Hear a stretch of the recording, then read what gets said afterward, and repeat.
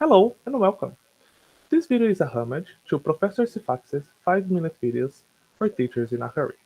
My name is Gabriel, and alongside my classmate Eleonora, we are going to talk about the definitions and differences between English as a lingua franca or ELF and English as a foreign language or EFL. To start with, ELF is not an English variety. ELF is a language function that happens when people with different linguistic and cultural backgrounds use the English language as a medium to communicate. Lingua franca can be seen as a linguistic bridge that unites different cultures, civilizations, and religions that otherwise would never have been linked. A distinctive feature of ELF is that the function is defined neither by its linguistic history nor by its linguistic structure, but by its functionality. Okay? ELF is not confined within the geographical, cultural, or linguistic boundaries of the communities that identify themselves as native speakers of the language. The priority for people using ELF is to be as intelligible as possible to the people they are communicating with. This does not necessarily mean sounding like a native speaker. We, as teachers, need to have in mind some distinctive features of teaching English from an ELF perspective. According to Gretel, the values that should guide the topics discussed in class would need to encompass global issues such as social inequalities, racial issues, the environment, among others, as well as local issues. And local issues take precedence. They are very, very important. The skills needed during classroom practice should be all skills writing, reading, speaking, listening, as well as literacy, translation, interpretation, and intercultural communication strategies.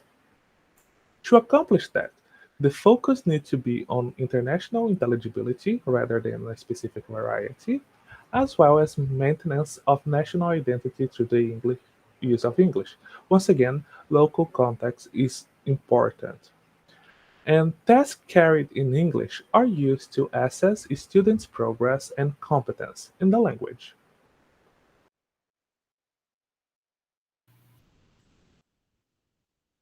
English as a foreign language, EFL, on the other hand, is the term used to describe the study of English by non native speakers in countries where English is not the dominant language.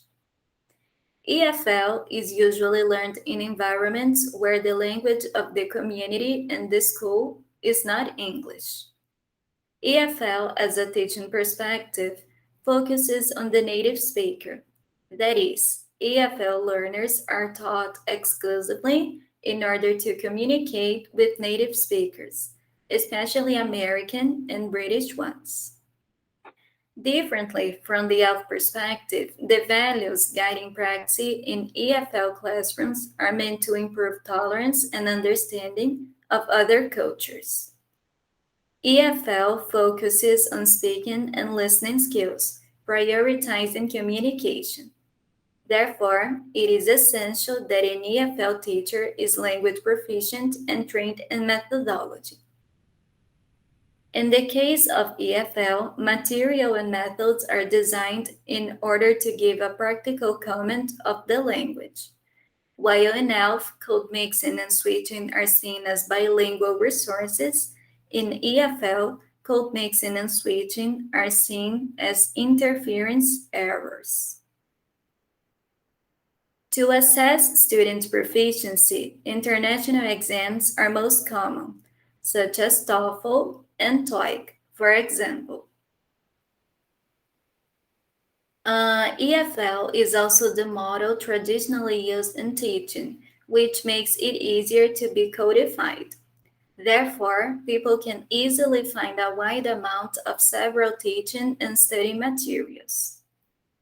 It is important to consider that we, as language teachers in practice and future language teachers, need a greater understanding of the English language because English is our professions too. However, it is also important to know and understand different perspectives of teaching and learning in order to improve our practice and help our students. Thank you for listening to us.